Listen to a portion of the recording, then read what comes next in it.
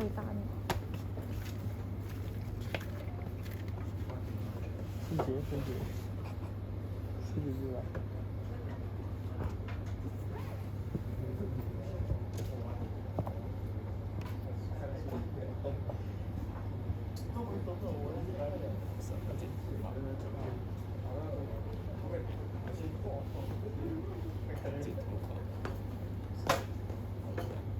看不出。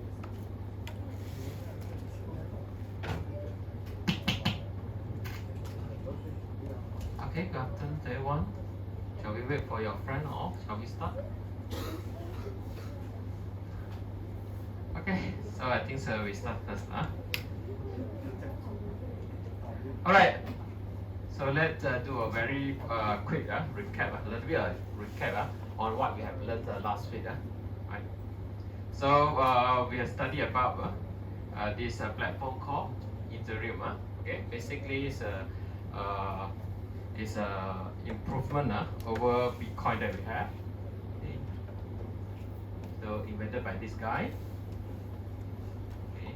So these are some of the important innovations inside this Ethereum platform. We have something called EVM. Okay, that can support execution of smart contract.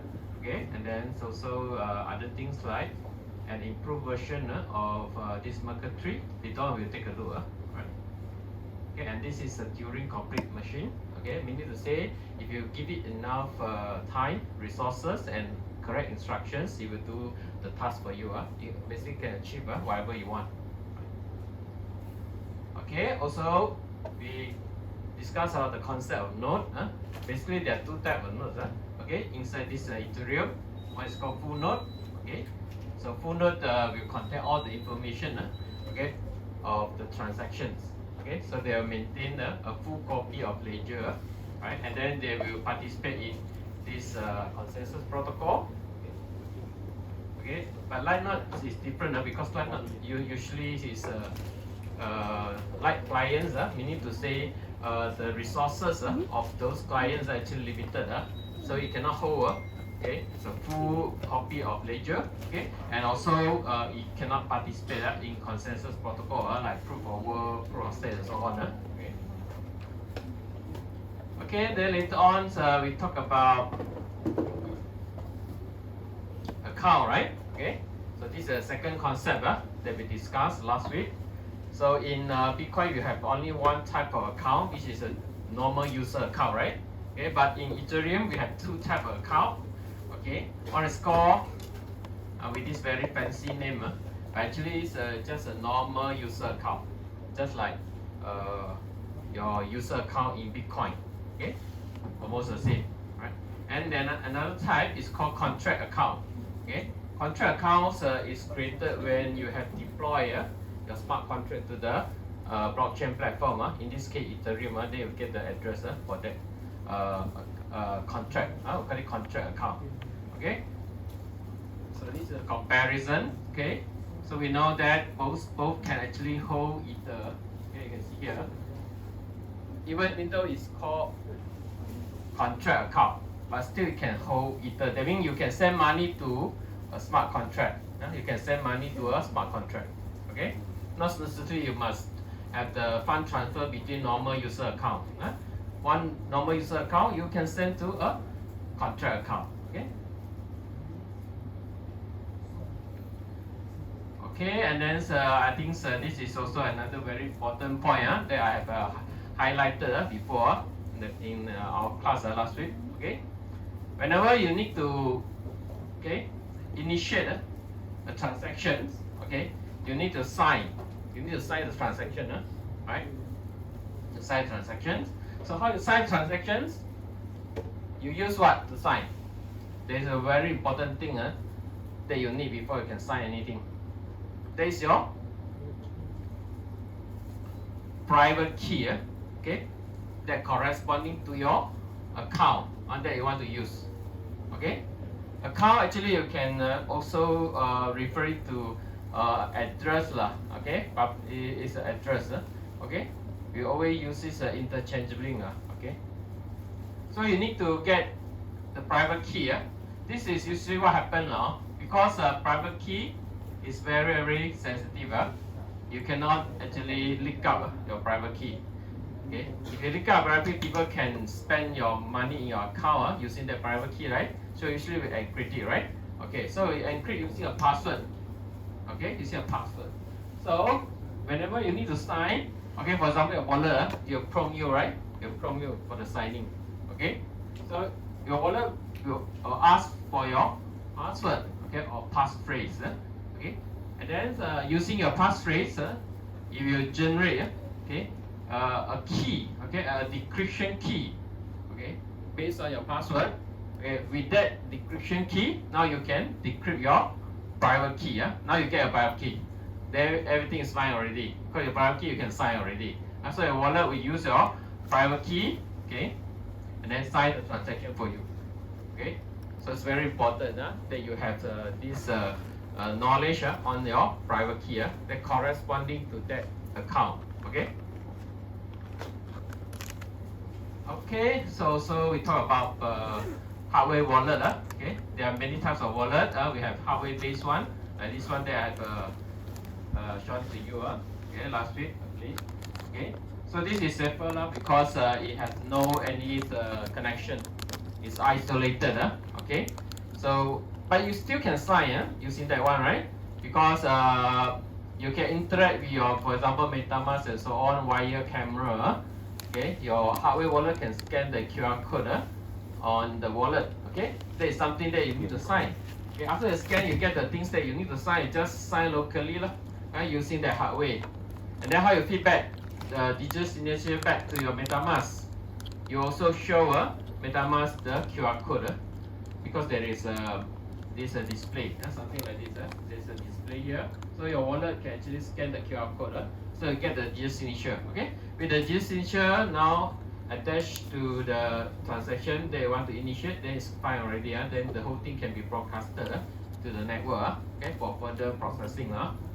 Okay, so these are the things that we covered last week. Okay, today we're going to continue because there are still a lot of this important concept that you need to know for Ethereum. Okay, so we continue with native currency of Ethereum. So it's called Ether, I believe all of you know okay. So basically it's a token that you use to represent monetary values of something that you can actually trade inside this Ethereum platform. Okay. Also, Ether can be used for us to pay transaction fee. Okay. So this slide shows you the denominations and values in way. Okay. This is a smallest unit. Okay. Just like our Malaysian ringgit, we have the cent. Now usually we didn't pay 1 cent, 2 cent. Okay. In Ether also the same. Okay. We have many denomination actually. Okay. We have way. This is the smallest one. Okay. We have kilo way, M way, G way, and so on. Okay. Sometimes we also use this kind of naming, like Shannon. 1 Shannon, 2 Shannon. Okay, but it's not that common. Usually we will refer to G ways and so on. Okay, I think amongst all these, the one that you will normally encounter will be G way. It's widely used. Ether and G way. I seldom see people using others. Okay, frankly speaking. Okay, G way is very common. Okay, so important message for you. So you need to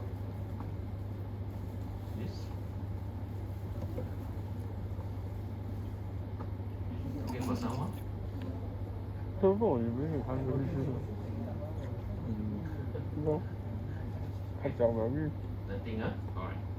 Okay, so remember, or if you listen carefully, you must understand, okay? 1 Ether equal to how many G-way? Okay, you need to do the calculation. Okay, later on we have one very simple exercise for you. Okay, so remember how many zeros behind? If I say 1 Ether, it will equal to This one 10 to the power of 9 weight, right? So you can expect 1, 2, 3, 4, 5, 6, 7, 8, 9. 9, remember 9 0 behind. Okay, 9 0 behind. Okay, 1 liter equal to this amount of weight. Okay, it means 1 million, is it? No, not million. 1 billion. Is it correct? Yeah, 1 billion of is weight. Okay, 9 0 behind. Okay, remember this. Okay.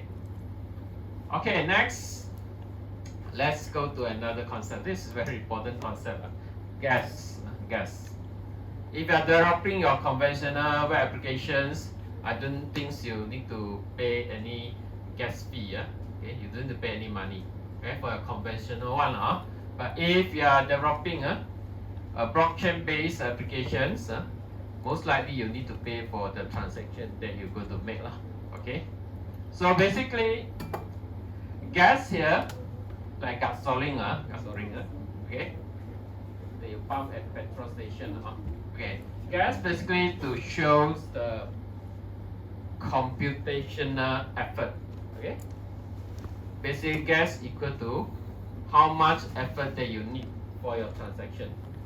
Okay, maybe you want to send 1 ether to someone. This is a transaction, right? Okay, and this simple transaction also will cost you gas. Okay, because you need your transaction to be processed by all the nodes in the network. Okay, so you know that there are a lot of nodes in the network, right? Correct or not? Okay, they are all of them actually need to process your transaction. Okay, no one can skip. Okay, according to protocol. Okay, so okay, you call the efforts of others. Effort or other, you cause computational effort from others. Okay, so it's fair lah. Okay, we pay for it. Okay, so how much we need to pay? Then it depends on how hard they need to work lah. Okay, correct or not? Okay, if you need to do a lot of work, okay, to fulfill your transaction and so on, okay, so you will be charged with a higher fee lah. Okay, all right. So here we can actually measure, okay, how much effort you need, okay, for my transaction. Okay, let's say I want to do a voting. I want to vote for a candidate using your voting application. Okay, so I can actually estimate based on the function that I'm going to invoke. Okay, from the smart contract. In your smart contract, you might have many different functions, right? Okay, so from there, I can convert, okay, your business logic, okay, your code into something called EVM opcode. EVM opcode. It looks something like this. So it looks like assembly language lah. Okay. But it will be understood by your EVM. Okay, so by measuring, okay, what are the operations that you want to do? Okay, I can actually do a simple calculation. I come up with the total gas cost. Total gas cost. It depends on the type of operation you want to do. Some very cheap, very senang lah. Okay, so the gas also not that much lah, okay? But for some, for example, if you want to store word into a storage, it will cost you more than 5,000 unit of gas, okay?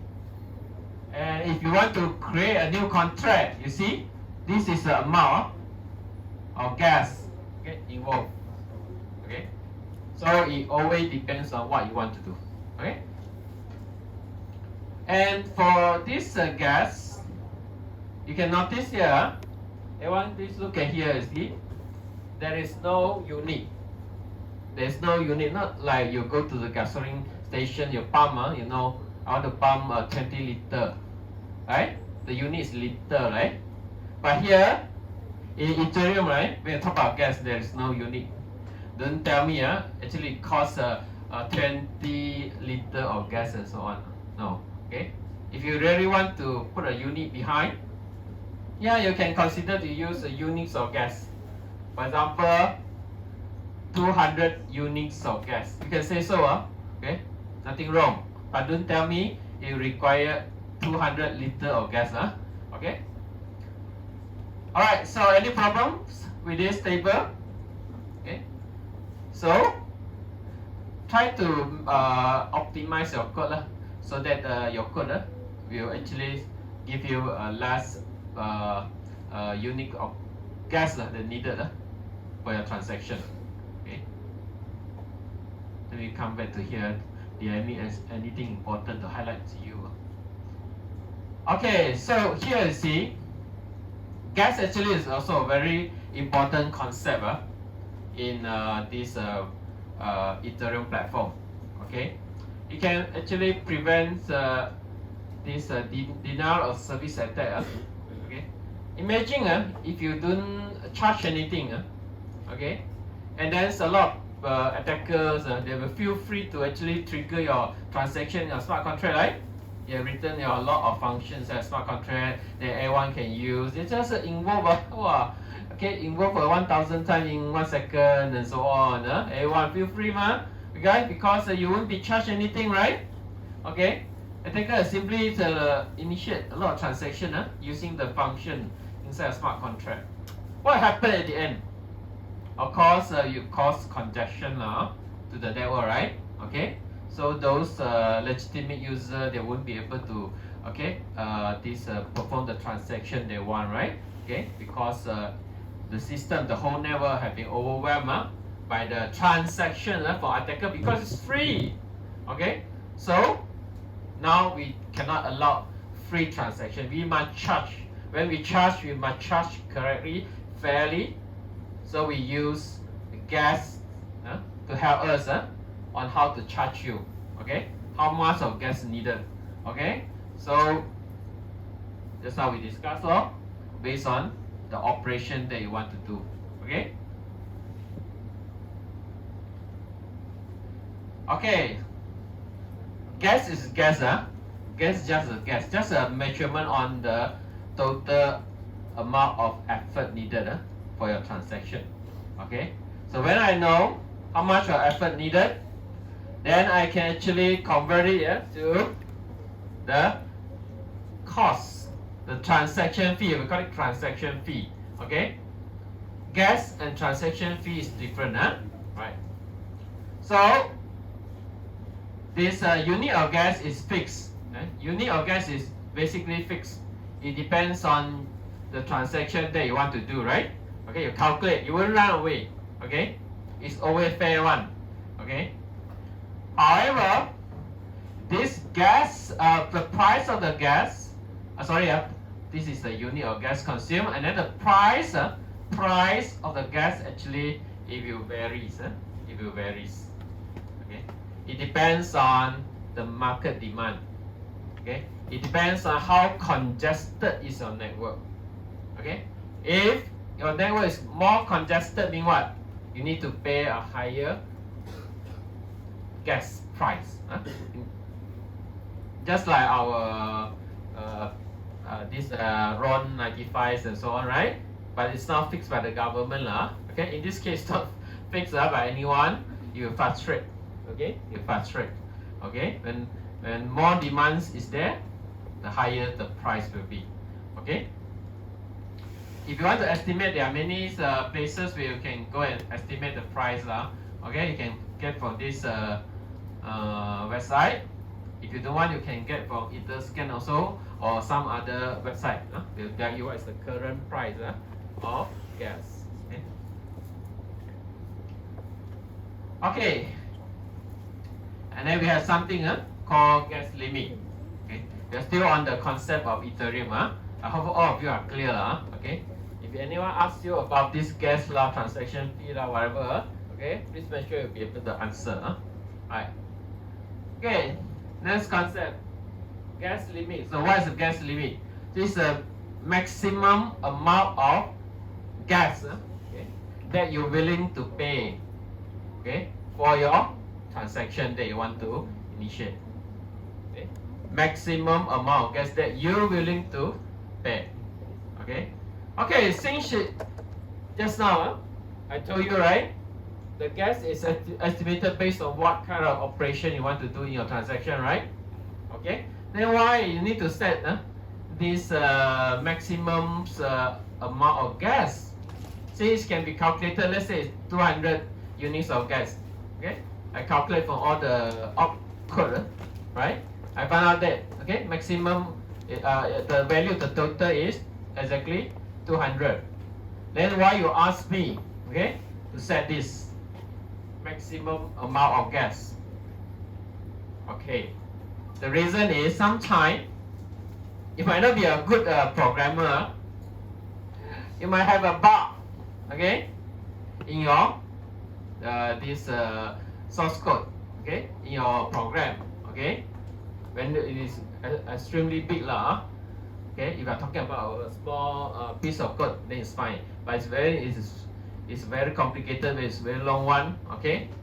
There is no guarantee that you may maybe run into a loop, okay. They will never end lah and so on. So when I call your function, okay, so your code will be executed continuously without stop. And this will cost gas because remember, all the nodes need to execute your transaction, no? Okay, so all of them will keep on running, keep on executing, and then it will keep on consuming your gas. Okay, so it charge you, right? Even though you estimated, let's say 20,000 units of gas, you won't follow that. You will stop. All the nodes will continue to execute your program. Okay, then exit the total unit of gas needed from the estimation just now. Okay, so to prevent this from happening, because you drain up all your money, right? Correct or not? If you don't put it to a stop, right?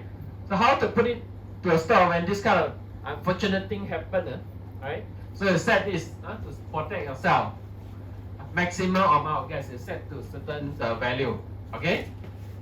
So after this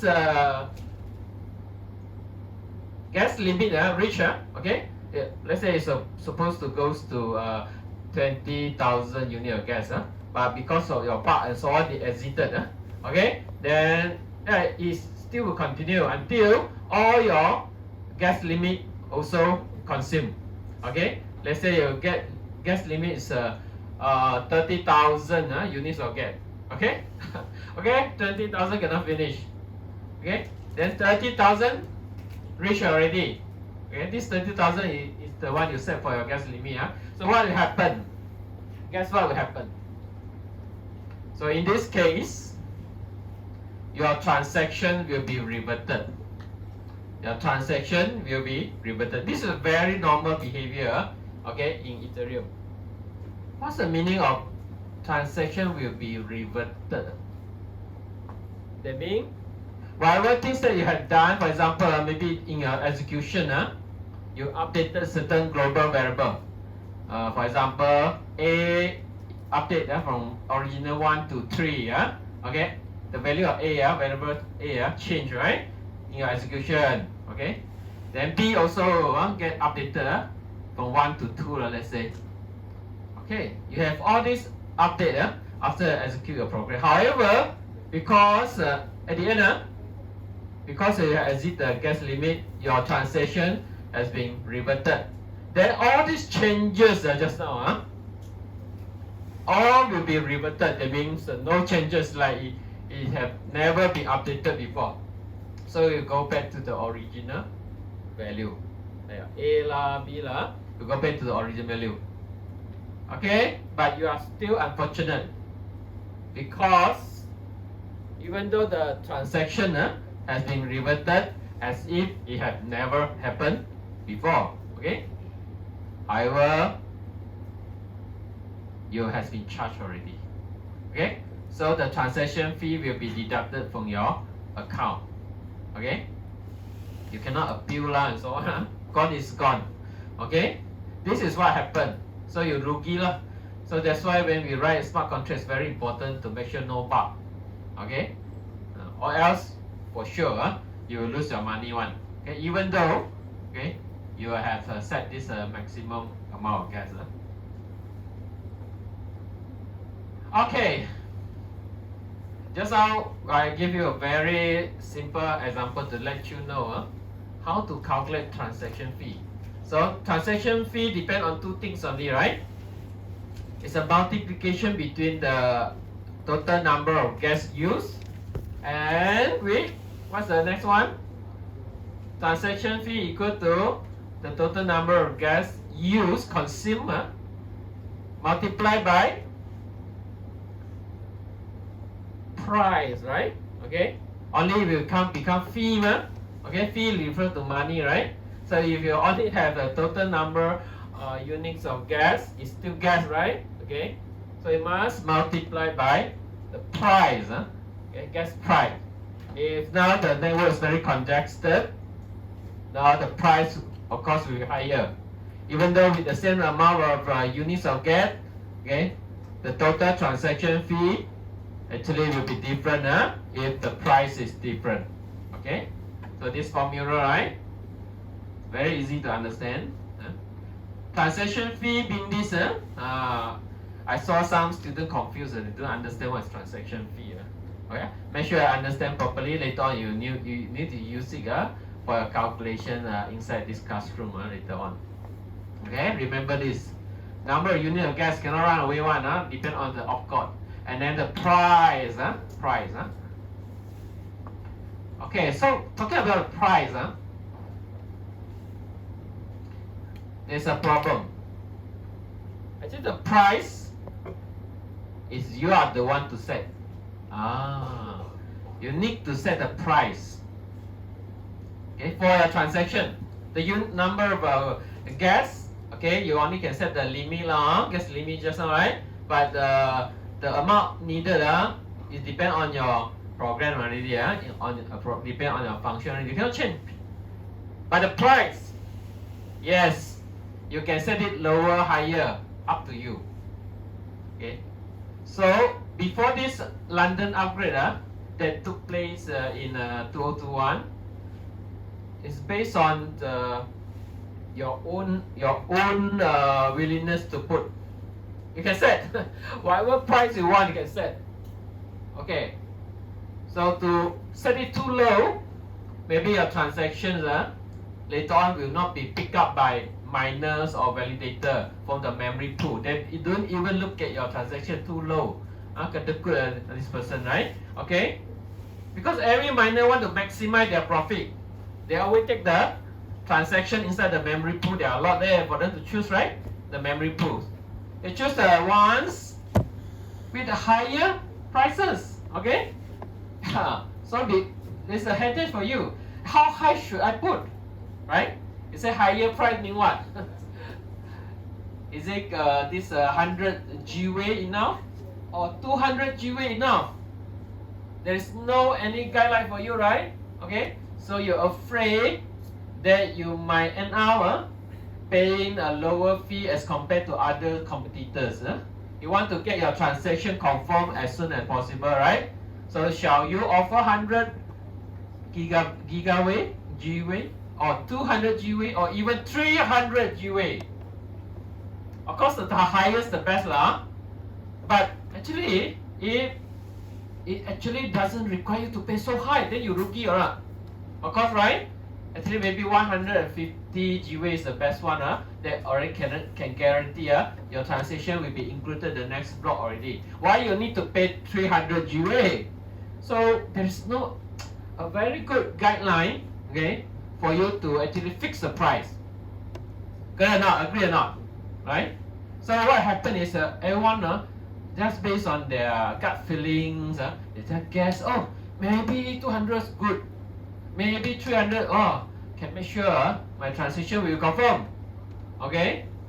Then it costs the gas price to go very high. No good.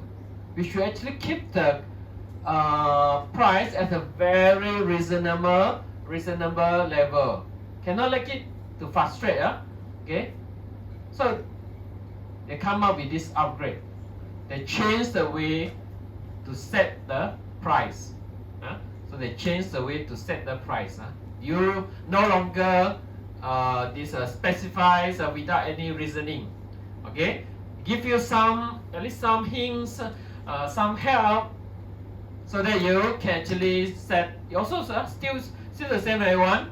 You still need to set. Okay, the final gas price also depend on your decision. Okay, it's not automated. Okay, but there will be some control. Okay, so look at the new way.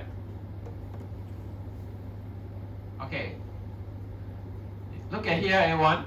So this is a new way of calculating the transaction fee. Okay, this one, the unit of gas used, you cannot change, right? Okay, doesn't matter. We look at this one. It's supposed to multiply by gas price, and now the gas price now actually divided into two portions. You can see here, base fee plus priority fee. Okay. Is it mentioned here? Okay, the formula is not shown over there. Okay, it's here. Okay, this is a formula for you to calculate transaction fee. Okay, so you can see the unit of gas, total unit of gas consumed, still the same, no change. But observe the gas price part. Now it consists of two parts: base fee and also priority fee. Okay, base fee is the one calculated by the network. Calculated by the network. You cannot change. You cannot change. Okay? So you say 50 GWh, then you must pay 50 GWh for the base fee. This is called base fee. Okay. But just like I mentioned to you, you still can control the gas price by topping up this base fee with something called tips. Do you understand what is a tips? Have you paid any tips before? You go to America, go to US, maybe you need to pay a lot of tips. Okay? Alright. So this is the priority fee. Tips. Another term is called tips. Easier for you to understand. Priority fee equal to tips. Okay. So you can pay tips. How much of tips you need to pay, up to you. Okay?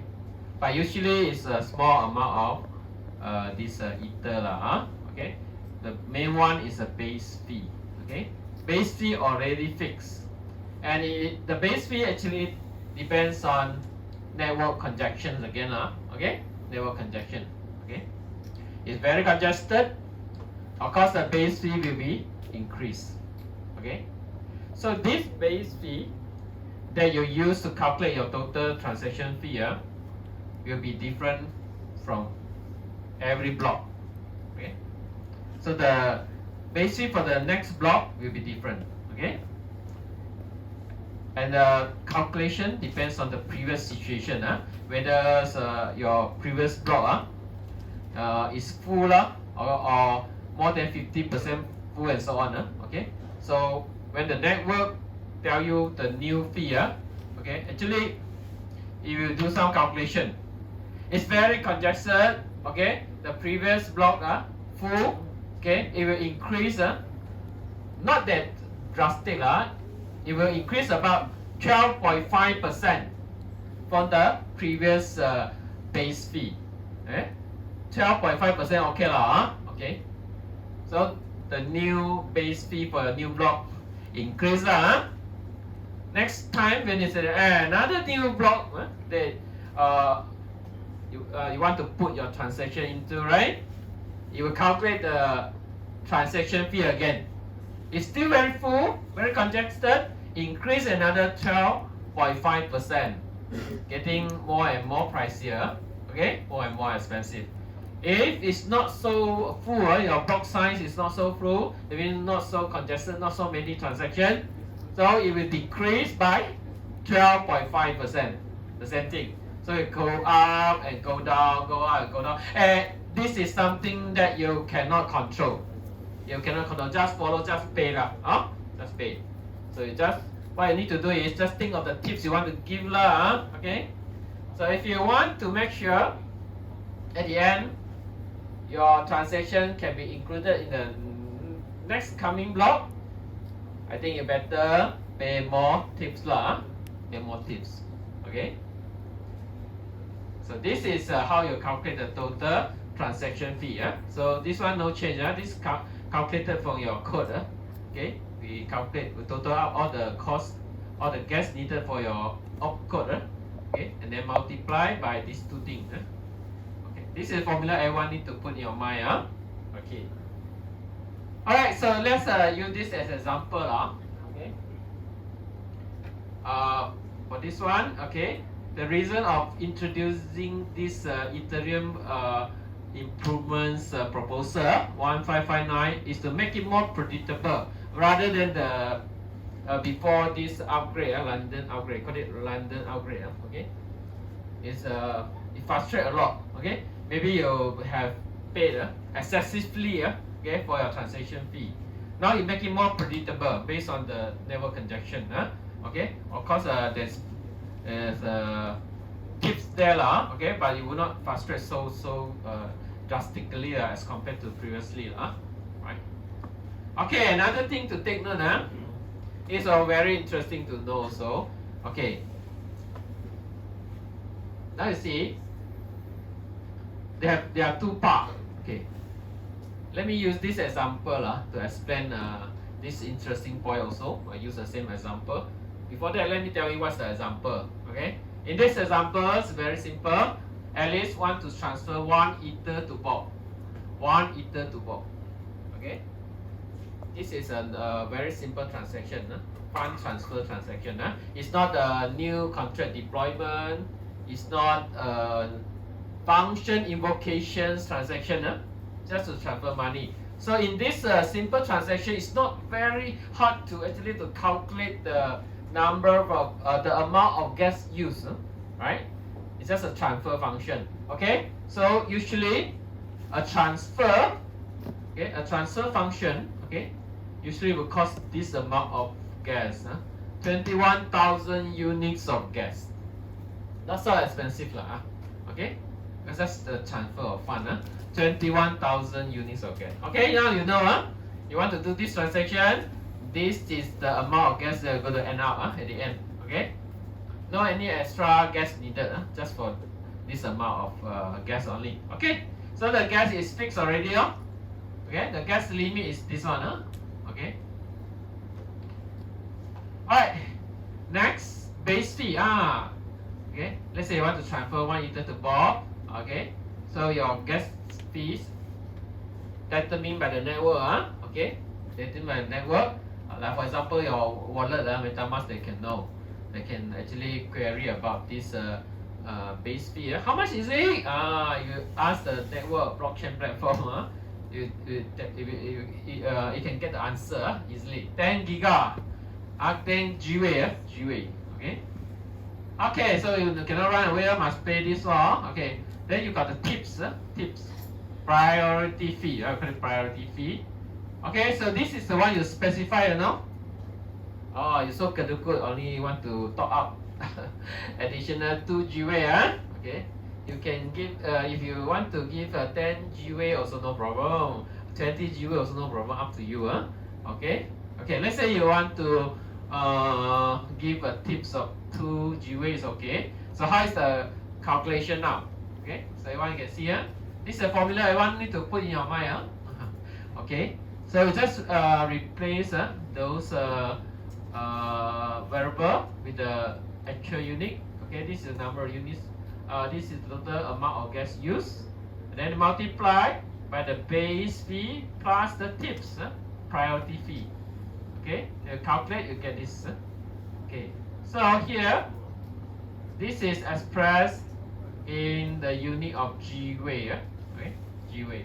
So if I ask you to convert to Ether, I hope all of you know how to convert a simple mathematics. Okay, you're going to divide by this 1 billion, right? Okay, yeah. Okay, I hope all of you, I don't need to teach you mathematics. I believe all of you know how to do the conversion. You just need to know the relationship between 1 Ether and the Ether and G-Way. Yeah? Okay. All right. So now, this is called transaction fee. Remember this transaction fee. Okay. So the amount going to be deducted from this Alice account is you need to deduct the amount that Alice has transferred. 1 Ether. Okay, and then plus the transaction. This one is a transaction fee. 1 Ether plus this one. So this is the total amount that's going to be deducted. Right? Correct or not? Okay, now Alice will lose this amount Ether already in her account. Right? So the amount Ether added to Bob is actually only 1 Ether. Of course, I transfer 1 Ether to you. Right? So of course you get 1 Ether. Okay? But for Alice, of course 1 Ether hilang. And then also the transaction fee to pay. So total is 1 point something. This total amount, remember. Okay? Alright. Next, we have the tip. They're going to be received by the validator. They're so doing so susah payah. Okay? To create this block, right? Okay? So the tips part, this part, tips, this part, after multiplied by the unit of gas, it becomes this amount of Ether, right? Then this one will be given to validator. Now we'll go to the pocket of validator. So who is validator? The one that proposed this new block, and then those validator inside the pool that doing the attestation to the new block, right? Okay, all of them will get. Don't care about how they divide. Okay, so this one is the amount that going to go to the pocket of those who have done a lot of work. Okay. However, what happens to this part? Base fee. Base fee. The tips part will go to the validator. The base fee will be burdened. Okay? Will be burnt. Do you know what does it mean when I say it will be burnt? Using fire, a lighter. No, basically, the money, okay, the amount of money that will be burnt, actually we will just send it to an account. This is done by the network, you don't care, at the background. Send to an account where the money cannot be retrieved anymore. No one can retrieve the money from that account. Okay? This is the meaning of burn. Okay? Cannot be used anymore, the money. You cannot find and use it again. You cannot use the money. This is the meaning of burning the money. Hey, why you want to burn? Why I don't give the validator? Okay? Why I want to burn? Okay, there's a reason behind. This one it help to fight the inflation. Okay? You know, if we have too much of money circulating around, it's not a good thing. Let's say our bank account bring a lot of ringgit, what happened? Today bring 1 million, tomorrow bring another 1 million ringgit and give it to you. What will happen to your ringgit? Your guess. What will happen to ringgit? Bank negara, song and go. I'm praying, okay, ringgit for all of us. A lot of ringgit in the market. Tomorrow print again, like what US is doing, okay. Okay, what happened? So the value of ringgit will be go higher or lower? Your guess. If I print a lot of money, I'm a central bank, Bank Negara. I print a lot of ringgit and let it circulate in our market. So what happened? Your guess, going up or going down? The value of your ringgit going down, right? Okay, so I think most of you know, okay, it will go down. So this is no good. Okay, so that's why it has been decided that we burn the base fee. Okay, after you create a new block, okay, only the tip part, okay, the priority fee part you given to those validator, but most of the part, base fee always higher usually higher than priority fee one. Okay, so basic part all gone, all burned, bye bye, cannot retrieve.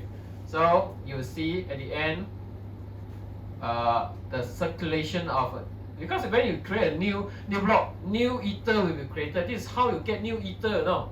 Okay, ether is created like this. Okay, for the reward purpose like Bitcoin. Why a lot of Bitcoin? Why a new coin people can have? Because every time the new block is created, the reward is Bitcoin. A new Bitcoin will be created and given to miner. So that's why you see the increase of Bitcoin that people can use in the Bitcoin network, right? Okay, but if too much of this kind of supply, it's not a good thing. So burn is a good strategy, so that your ether will become scarce, okay, and then it will be more valuable, okay. Yeah, this is related to finance lah. Okay, you just follow lah. Okay, burn remember.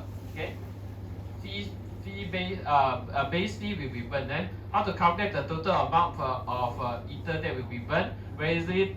Just take the base fee, in this case 10 GWh, right? And then multiply to the same thing, unit of gas used. Then you get the number of the amount of ether burned. Okay. Okay, so far so good. So do you have a better understanding on transaction fee now? Okay, how it is calculated? Okay, what will happen at the end of the transactions? Okay, which part will be burned and which part will be awarded to validator? Okay. All right. Before we go for our exercise today, there is one practice set that I created in your Google Classroom. I think you can access. Before I go to that, okay, let me quickly go through this one. Okay, this is talking about the block gas limit. Just now we mentioned about gas limit. Don't confuse everyone. Gas limit means the maximum amount that you're willing to pay. You willing to pay for your transaction, one transaction, your transaction. But block gas limit is different. This refers to the maximum accumulated gas that can be allowed for a block. Okay, because every transaction that include in a block, you have certain amount of gas, right? Okay, so when total out all the gas inside the transaction in the new block that you're going to create, it cannot exceed certain amount. Okay, so this is called the block gas limit. After the block gas limit has reached, sorry, you cannot. You as a miner or validator, you cannot take extra another transaction and put inside the block. You cannot insert that transaction anymore. Okay, because there is a limit on the block total gas, which is this amount. But I think this one updated is obsolete already. Maybe it's higher, maybe 15 million. Double 15 million if I'm not mistaken. I need to update. Previous few years ago is this one. Alright. Okay, now at once, let's go to your Google Classroom. This is a very important exercise for you. Okay, Google Classroom. I want you to do the calculation, do a little bit of practice.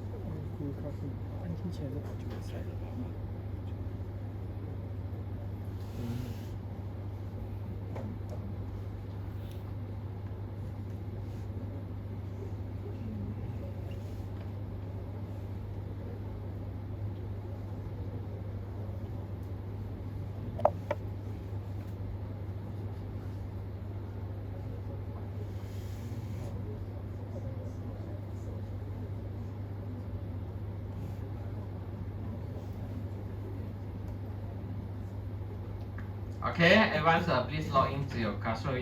You spend about 15 minutes. Cannot use too much of time.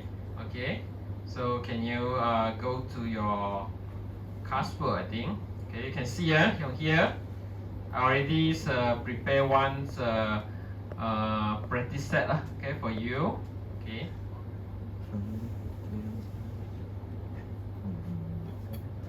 Okay. 这个是教那个很小的。 It's loading now. Okay. Have you used practice set before? Have you used it before? 要旁边路上， No? First time to you, everyone? First time? Okay. Alright, so please answer the questions. Okay, I show you the slide lah. Okay, so that you can recall. And for information, this is taken from the past year question, last semester one. The reason I do this practice video is because when I first introduce this kind of calculation related question, students usually cannot answer because they don't have tutorial and so on. And certainly they panic. Don't know how to calculate. Okay, even though we have explained and also we have a revision during our Kahoot section and so on. Okay, so I think to avoid this from happening, it's good to do a practice inside this lecture class so that you can get yourself familiarized with the calculation. Alright. So we are concerned about the transaction fee. Okay. Okay, let me show you the slide. Okay, the question I think you can read, right? You can show your work here inside this practice. You can write your how you actually come up. I think it will auto mark your answer.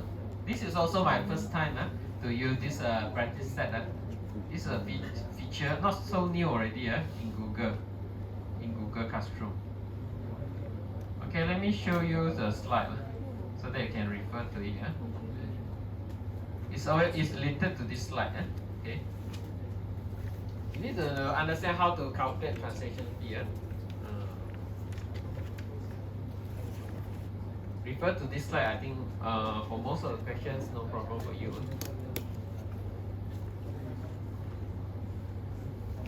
好像对我这样有可能。对我笔你要什么笔呢？执行个字，执行完之后再用来字。我讨厌。 So this is the main takeaway for your lecture today. 随便。如果拿铅笔，你会不会用？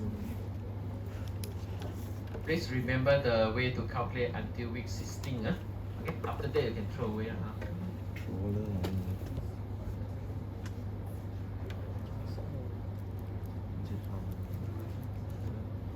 So basically, you see here, you need to understand the relationship between ether and also G way. Must memorize. Okay.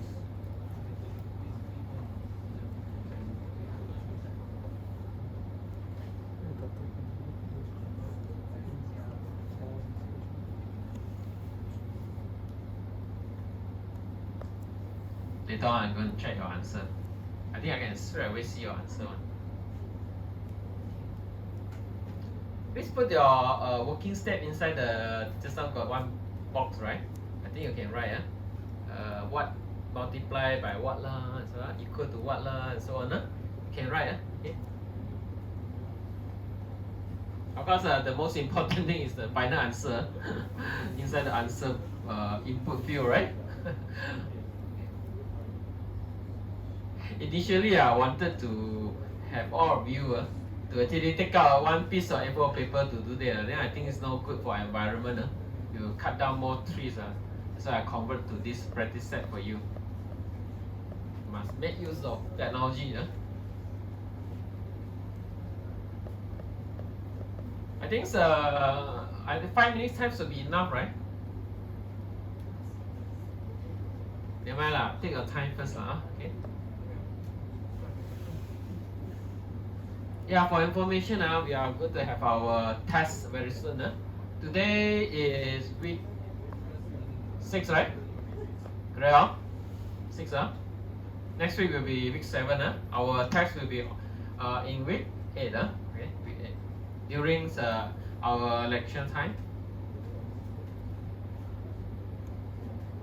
What's the maximum capacity of this lecture room?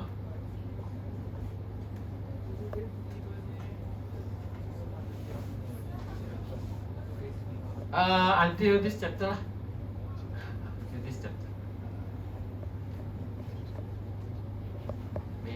maybe also not many questions from this chapter. I cannot remember already.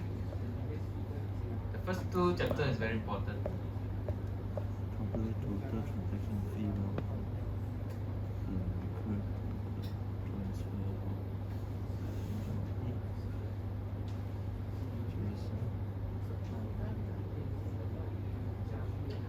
One more important thing to remind you of. During the final exam, no need to bring in calculator. I believe this kind of multiplication, subtractions, or whatever, you can calculate manually, lah. Okay. You're so dependent on calculator already. I remember last time got 3 students or 2 students raised their hand. Can we bring in calculator? I want to go out and bring their calculator. No need. Last semester we got how many students? 170. Only 2 or 3 students raised their hand. I need to use a calculator. No need to use calculator. Okay, you can calculate one. Simple mathematics.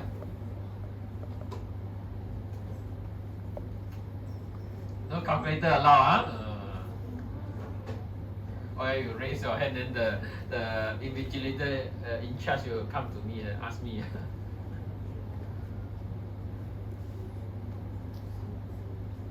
Okay, let's take a look at your progress.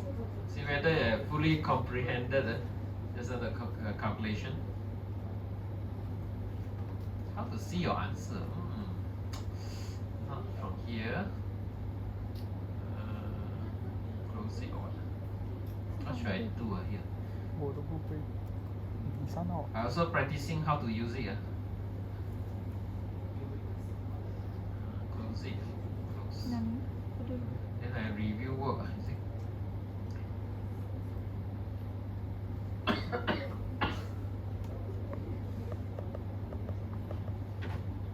Okay, this is the thing that I can see.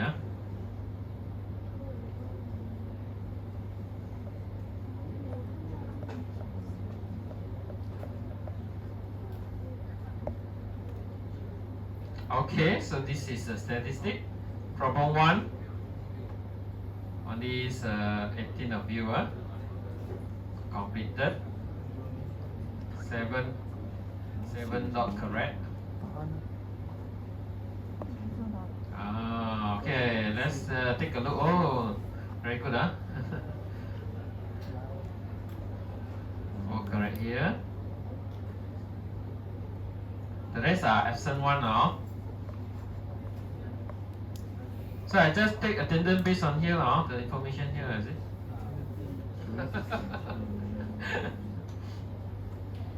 All these are absent one now.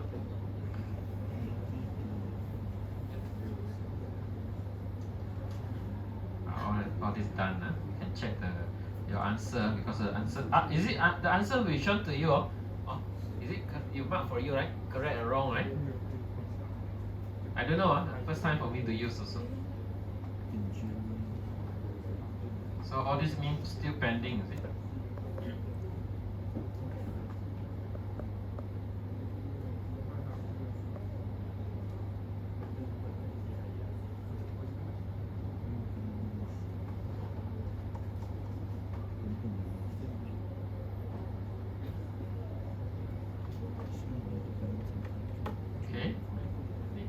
Slide again. Okay, I give you another 5 more minutes. I really need to make sure you will be able to answer this kind of calculation.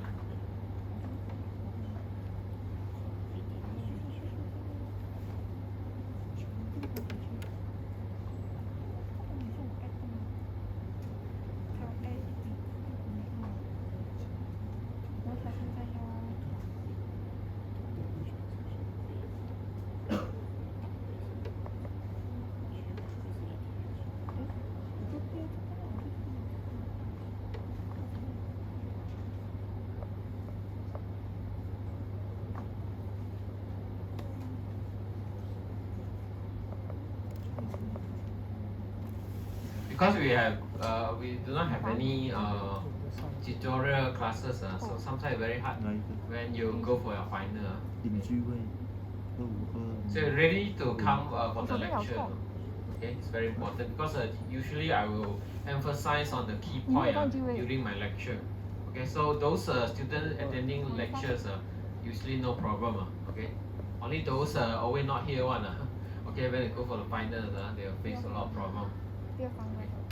It's a waste, you know, because your coursework contribute 70%. If you fail your exam, even though your exam only contribute about what 30%, right? But if you fail your exam, also you fail your whole course, you know. Actually, it's a waste, I think.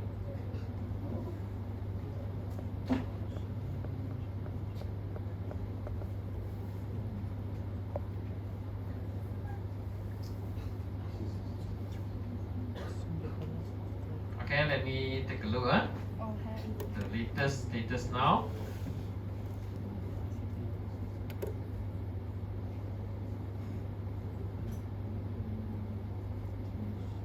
Do I need to refresh?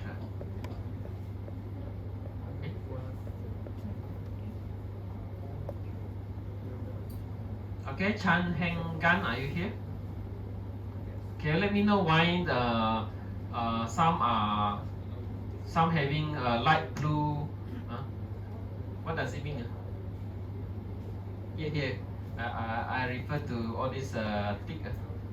Like this one, and this one. Is it partially correct?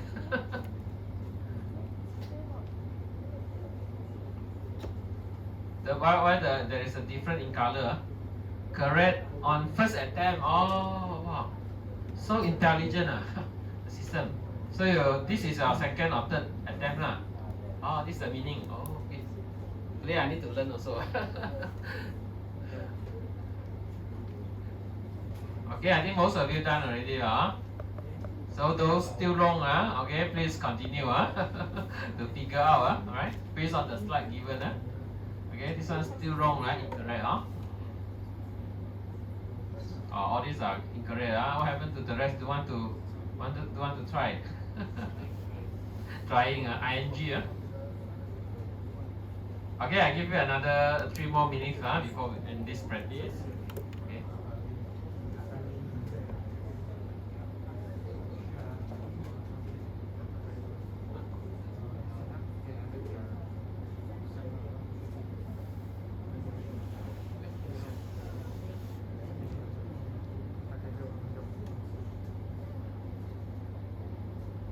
You all only can see your own result, right? Correct? You cannot see others one, right?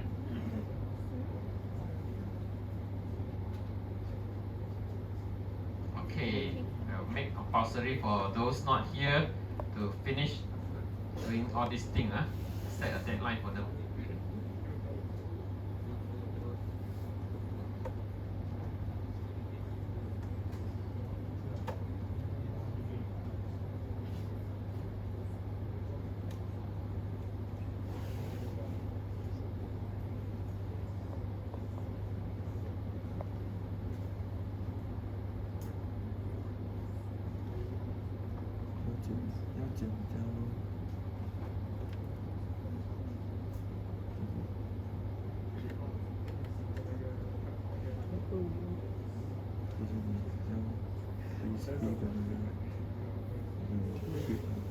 Okay, for those who have finished, I give you your pin code. Maybe you can take your attendance first.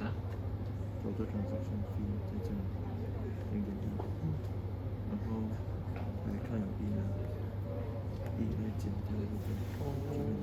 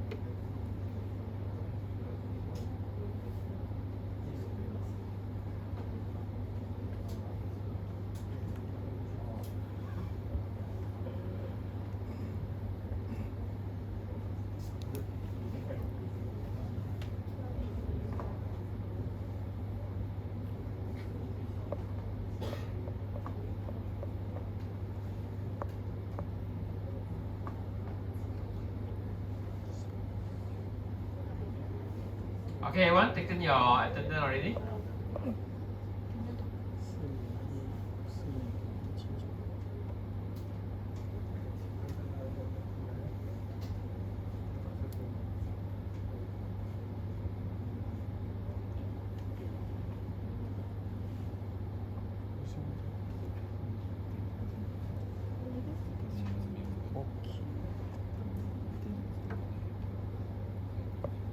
这个一题是最easy hands.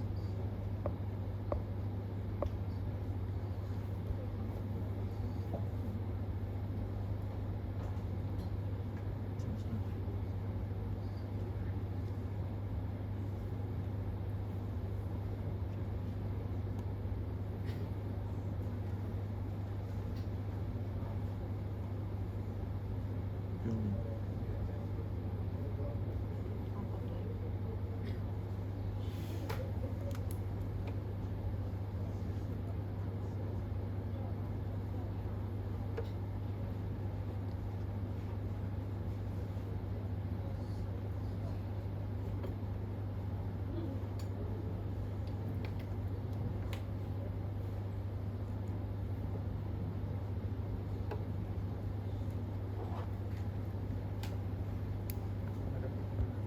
Okay, taken, huh?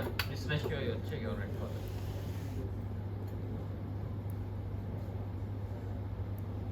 Okay, good. Okay, so I believe all of you now have a better understanding on how a transaction fee is calculated. Right.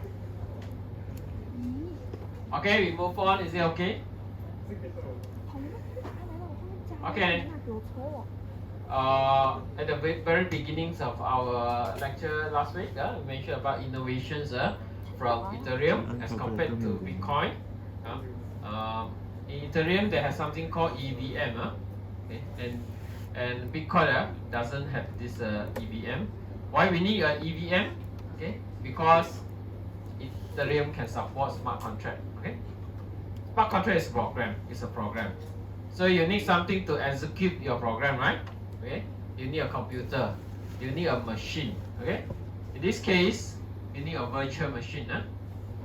You need a virtual machine to do this. Okay, it's just like a virtual machine, just like a machine, just like your computer. Okay, it's very similar. Okay, if you have those memory or storage that required for a typical computer. Okay. Okay, and then these machines, okay, will be able to understand something called bytecode. Okay, bytecode. And inside bytecode, you can see a lot of opcode. Okay, opcode like move subtract multiply, and so on. Okay. Okay, and then all the opcode. Okay, opcode actually look like something like this. Okay. When you convert to this hexa, it looks something like this. It's very similar to assembly language. Have you learned assembly language before? Do you need to learn assembly language? Anyone have learned assembly language before? No? Don't need to learn.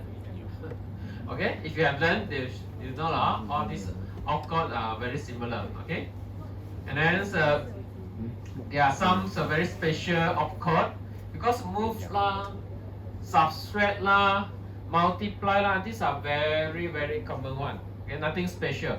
Okay, but in EVM we have some special opcode because of we need to deal with smart contract. Okay, yeah. So you can see something like create, call, dedicate calls, and so on. Okay, so these are special opcode inside this EVM. Create, this is an opcode that you use to create your new contract. Okay, when you want to create a new contract on blockchain, you eventually because you are writing your code in Solidity, right, high level one, right? But actually at the end, after it has been compiled and so on into bytecode, at the end you look at the bytecode. Okay, bytecode you can find something called code.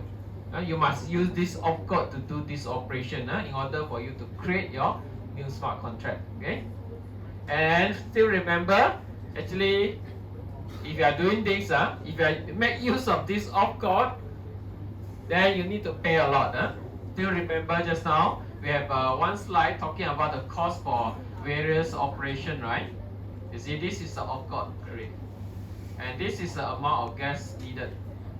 Okay? So it's a very heavy operation. To create a new contract on the blockchain is not easy. A lot of work, a lot of things to do. So you need to pay a lot also. Okay? It will cost you a lot of gas. Okay? Of course, apart from there, we also have other opcode that we commonly use. Okay? Sorry. Okay, for example, call. When you want to invoke a certain function, okay, from another contract, let's say, from your contract, you want to call another function from a different contract. Then, so you need to use this opcode called call. Okay? And also we have another special type of call called delegate call. Okay? For you to better understand this, I don't want to show you here. I give you the code maybe after the class. I will upload a sample, very simple example, okay, of Solidity code. Okay, so that you can try to compile since you already know how to use Remix those things, right? Okay, I'll give you the code. You try to run the sample and then try to see what happens when we actually doing a dedicated call. Okay, it's very special one. It's meant for use to implement library. If I tell you like this, you cannot understand. But if I share the code and you play around with the code, then you understand instantaneously. Okay, you can understand immediately. Okay, this one I share with you. Okay, a sample code. Okay, next, let's move on to another topic of today. Okay, this topic is related to data structure. Okay, not sure you love data structure topic or not. To some students they don't like. You have learned what kind of data structure? Linked list, got linked list, got double linked list. What else? What linked list? Other three binary tree, got then state also. Okay, they are first in, first out. Okay, what else? What others data structure that you learn? Queue, apart from queue? No, what? Only yeah, a few type of data structure. So what's the purpose of learning data structure? After you finish, of course you should know why I should learn all these queue link what Why? Why is it important for you to learn? Now you come back to again to data structure also. Now we are talking about data structure also. Merkle tree, right? Okay, you have learned about Merkle tree. Merkle tree basically is a data structure, right? It's a data structure. Merkle tree is not something very new, you know. Someone invented this Merkle tree. I think back to 1979, around that. 1979, how many years from now? 50 years, I don't know. Less than that, okay? About 50 years already. It's not something new, okay? Go on,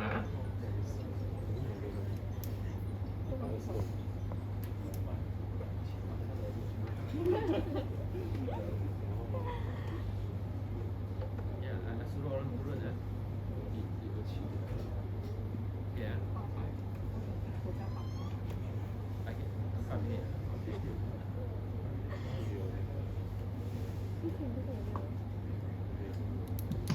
Sorry, give me 1 minute to send a message.要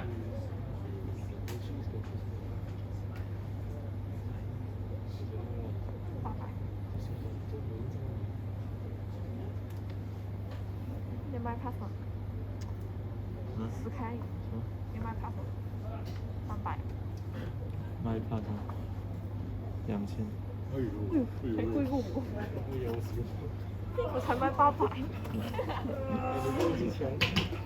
Okay.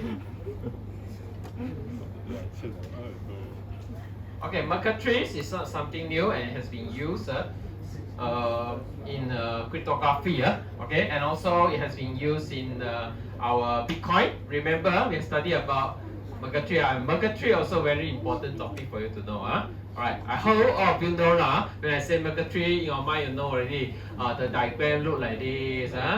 You have all the transactions, then the neighboring pair. Okay, the hash value will be concatenated, will be combined, and then you hash the whole thing, and then you do the same thing again, repeat until you get the Merkle root, right? Okay, this is something we have learned. Alright. Okay. However, due to the nature of Ethereum, Ethereum is very different from Bitcoin, right? Okay. How Ethereum is different from Bitcoin? The main thing is Ethereum can support smart contract. Am I right? Agree? Okay, can support smart contract. And then because of this, actually your original Merkle tree is not suitable anymore. Okay, later on you look at why we need to change the original Merkle tree used by Bitcoin. That's why we say Ethereum come up with a new variant of Merkle tree. Okay, it's called partition tree. Okay, this is the one.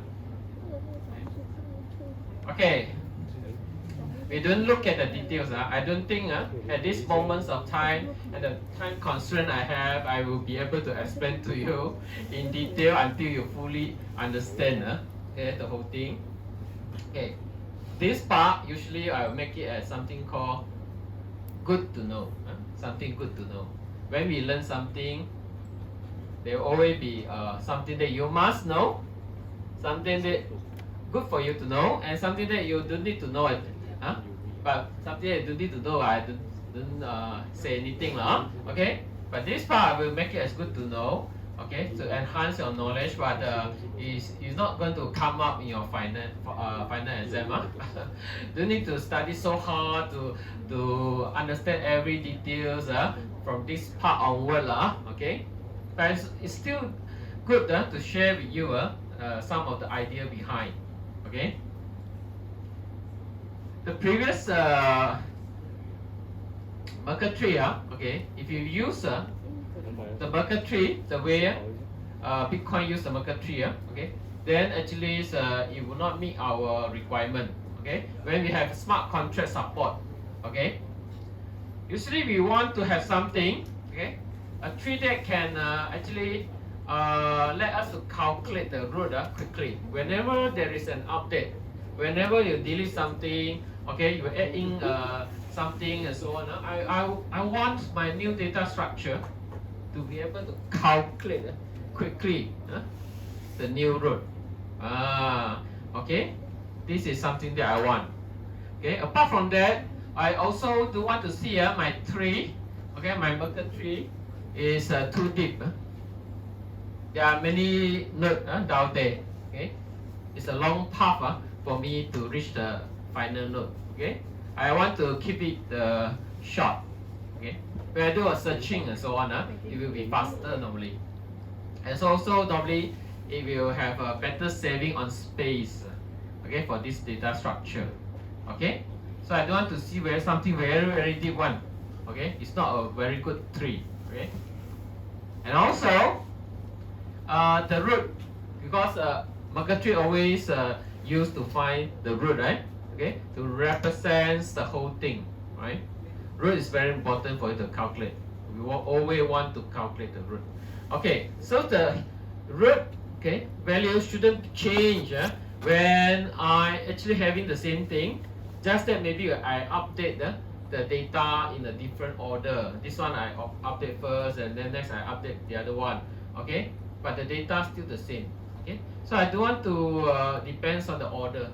Okay, as long as they are the same thing, okay, then this root shouldn't be changed. It should be the same. Okay, so these are all my requirements for my new this Merkle tree. Okay, so you can imagine to achieve all these things is not easy. It's also not easy for you to understand. Okay, but there is a way to actually have all these requirements that we want. Okay, but of course it's a very complicated design. Okay, that's why at the end they come up with this Merkur Pratisha tri or tree. How you pronounce this word? Some pronounce as tri, some pronounce as tree.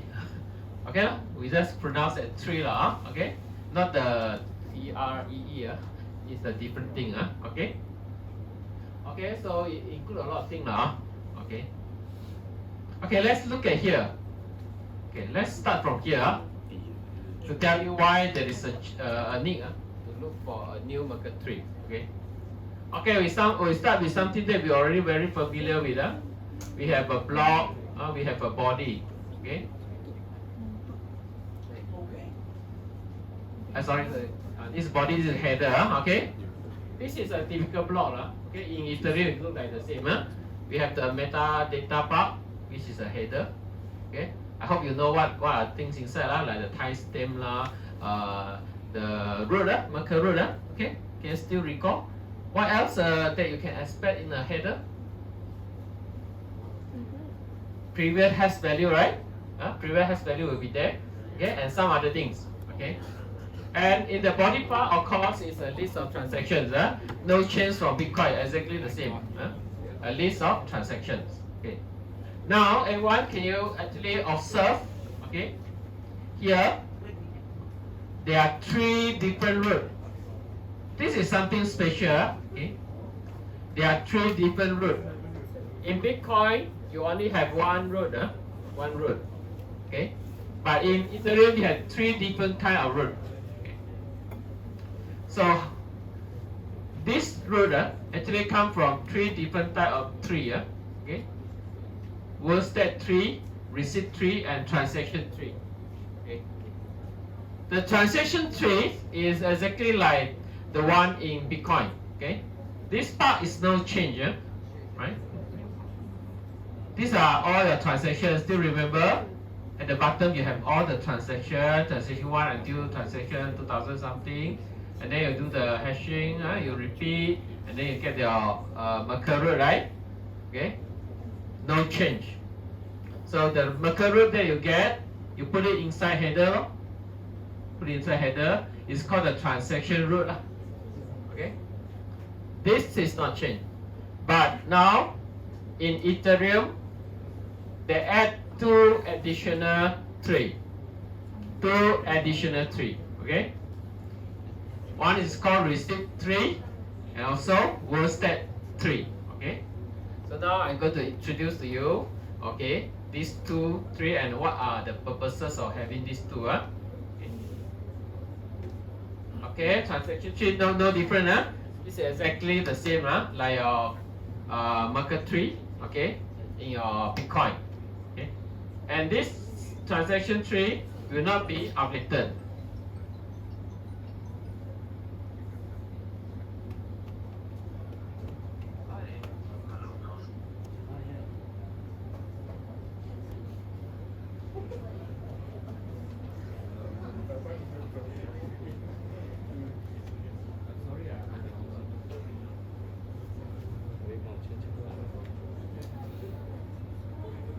Okay, and this transaction tree, you will not get updated. Okay, once the block is mined, okay, nothing inside this tree, but the transaction information so cannot be updated. You cannot touch. This is exactly like what happened in Bitcoin, no change. Okay. Okay. Now look at this newly introduced tree. It's called the receipt tree. Okay. So this receipt tree will contain all this information, POS, transaction state, cumulative gas, and so on. Okay, because in Ethereum you need to support execution of smart contract. Okay, let's say you invoke a function like transfer function to transfer money from the sender to the recipient. Okay, you're actually creating a write transaction. Okay, this kind of transaction will be broadcast to all the nodes. Okay, and then of course the transaction later on will be picked up by a validator and put inside the block.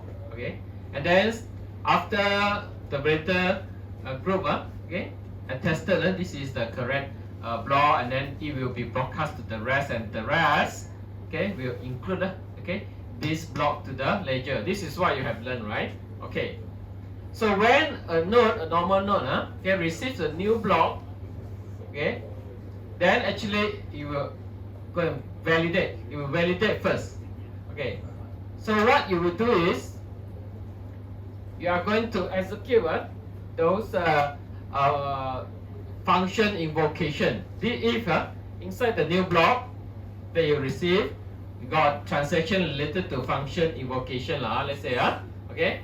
Let's say someone invoke this transfer function to transfer money from a sender to a recipient, one ether and so on. Okay. Then this transaction must be executed by the node before you can actually, okay, validate whether this block is valid or not valid. Okay. Okay, I repeat, very important to know. Okay. So when you receive a new block, of course, this is the correct one already. Okay, mined by the validator. Okay, but before you put inside, you must validate. Validate means all the transactions inside the block you must execute. Okay, must execute. Doesn't care whether it's a fund transfer, it's a new smart contract creation, it is function invocation and so on. You must execute, because as a node, you have this EVM with you, right? You can execute. Okay. Why you need to execute? Why I cannot trust? Why I need to execute the transaction again? Why I need to run the function again in your smart contract? Because I want to find out what will be the output from this execution. Okay? What will be the output from this execution? Okay? So let's say the fund transfer from one sender to the recipient. What will happen at the end? Of course, the sender account, the balance will be reduced, right? Sender account, the balance will reduce. Okay. And then the recipient side, the balance will be increased. This is the output. This is the output. This is the so-called post-transaction state. Post-transaction state. Okay. Of course, if you have some this logging and so on, it will be recorded down also. And then this transaction will cost certain amount of gas, right? Okay. And this information also will be recorded. Okay. So with these informations, then you see, everyone, I go back to here. I know it's very hard for you to understand one. Okay. Now here, I put all this information here for this transaction. Okay, for this transaction. Of course, other transaction also do the same thing to see the output and so on. Okay. So just now, let's say the balance changes, right? Okay, I will record here together with others output, other result. Okay. If you have emitted certain event and so on, okay, that events also will be recorded. The information related to that events also will be recorded here. Okay, for this transaction, this is one transaction. So in the block, there are many transactions. I will execute one by one. Then for this second transaction, third transaction, all I will execute. You see, why? You see, now you know why you'll be charged for gas. Because you see, every node, this happened to every node. Everyone, happened to every node. They're trying to do what? Validation on the validity of this block. So it's so hard, everyone, not so easy. Before I really can put into my ledger, I need to validate. So I execute, I get the result for every transaction. Then I create the receipt root. Something called receipt root. This one, okay, the Merkle root. Okay, it's called the receipt root in Ethereum. So I record here. And my job not yet finished, Okay, my job not yet finished. I still cannot put the new block into the ledger. Cannot. I have a lot of things to do. So please pay me transaction fee lah. Every node in the network need to do the same thing. You see, it's very costly. Okay. Of course, this one is also the same. Every transaction, you need to come up with the transaction route and then put it here. Okay? And not only this, there is another one. Because in your header, you got 3, 1, 2, 3. So this one also need to calculate. So what is this? What is this word state? Right? Okay. Because we need to support a smart contract. Okay. And then with the executions of smart contract, you always will cause some changes to your state variable. Okay. You know, I think you should have written a few smart contract already, right? So you declare a variable before, right? Okay, and this variable can be updated, can be changed if someone involve your function, right? And inside the function you change variable A now become 5 or 10. It always get changed, all right? Okay, so here, so it will change the storage route for you, okay? It will change this one. Okay, so here this is account stage, okay? Account stage. Now come back to our story about account. Okay, there are 2 types of account, right, in Ethereum. One is user account, one is account related to contract. Okay, so normal user accounts are very simple. What can be changed should be something like balance and so on. This is a normal user account. But when I talk about contract account, it's a different thing. Contract account depends on what you declare inside your contract. Maybe you 10 variable there. There might be changed by other users and so on, right? Okay. So here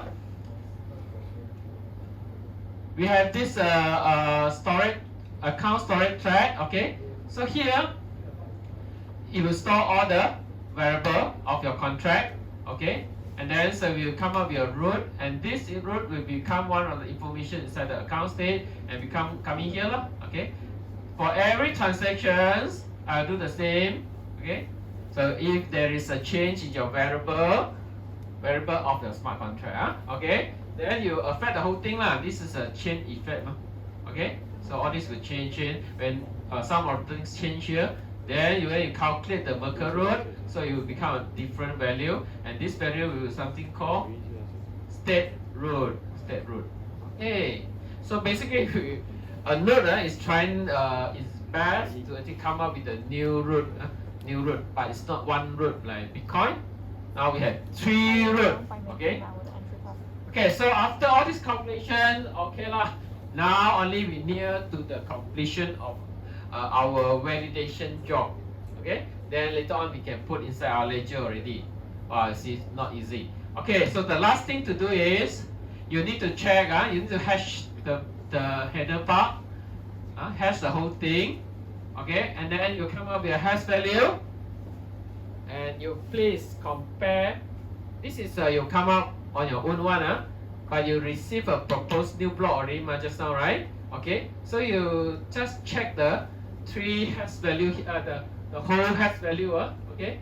The whole hash value, is it same with the hash value that you calculated on your own, okay? So you need to create construct this, and only you can get these 3 root, and then after only you can hash the whole thing, only you come out with 1 hash value. This hash value you just check with the block that you receive, because in the header part also got the hash value, okay? So everything is the same. Then okay lah, you validate this is a block which is valid, okay? This is valid. Only after that you put a new block inside the ledger. So this is the whole process involved, okay? Because you want to do this, if not, there will be problem related to your transaction, okay? Maybe you give me a wrong output from your transaction and so on, okay? I need to verify all these things, okay? So because of all this, it becomes very, very complicated, okay? Okay, how many percent you have managed to capture? It's very complicated data structure, okay? Okay, and this receipt try like the transaction decision 3, just like the transaction 3, it will not be updated. It will not be updated. Okay. 不要去啊，去什么？ And this will state to actually to keep track of the state inside your smart contract and so on. This one have only one copy. Have only one copy for node. This transaction 3 and receipt 3 is per block. For every block, you need to create this and store this information. So it's per block basic. Per block basic. Okay. And this word that please do not create anymore. You're always going to use the same one for your next block. Okay. And for your next block also the same. You use back the same global state 3. Okay.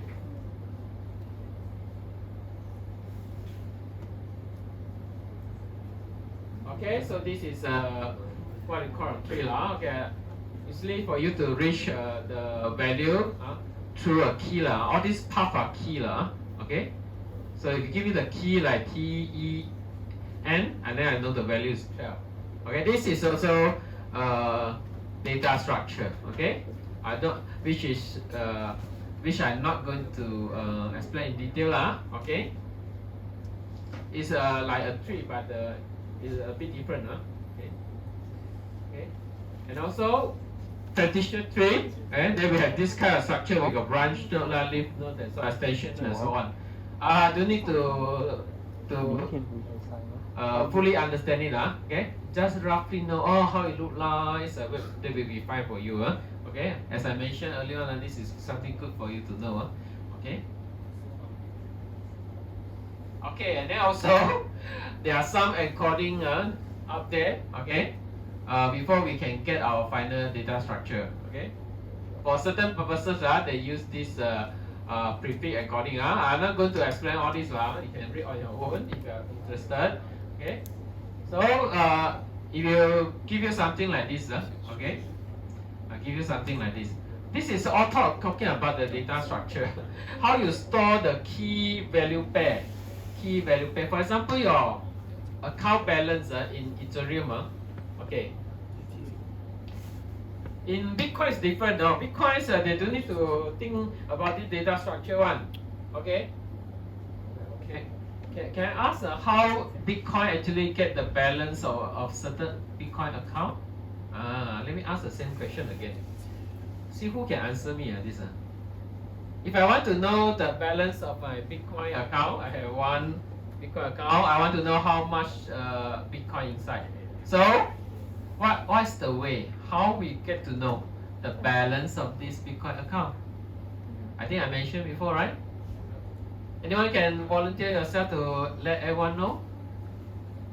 How we know our Bitcoin account balance? Do we need to keep track, update the total, the new balance and so on? Do we do that? No?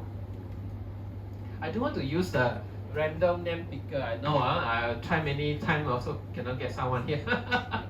Okay? Maybe ask our friend here. Hi, our friend. How we get to know the balance of my Bitcoin account? What's the way? Google, okay. ChatGPT or Bard? Okay, remember this is a different. Here we need this data structure. It's because Ethereum handle this account balance in a different way. In Bitcoin, very simple. In Bitcoin, you have transaction. There's a transaction. In the transaction, there is something called UTXO, unspent transaction output. Still remember, unspent transaction output for a certain account.